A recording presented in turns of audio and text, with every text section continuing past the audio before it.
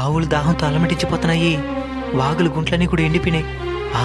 మన చెరువులోకి తీసుకొని పోదాం, అక్కడ నీళ్ళుంటాయి. దా దా దా.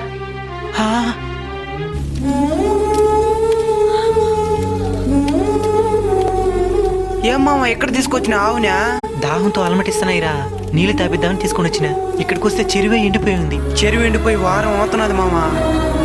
నువ్వే విధంగా అయితే వచ్చి తిరిగి వెళ్ళిపోతున్నావో అదే విధంగా పక్షులు కూడా దాహం తెచ్చుకుందామని ఆశతో వచ్చి అలమటిస్తూ తిరిగి వెళ్ళిపోతున్నాయి.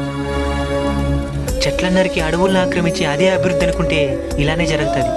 సస్యశ్యామలంగా ఉండే పల్లెటూరు పరిస్థితి ఏ విధంగా ఉంది, ఇంకా పట్టణం పరిస్థితి ఏ విధంగా ఉందో.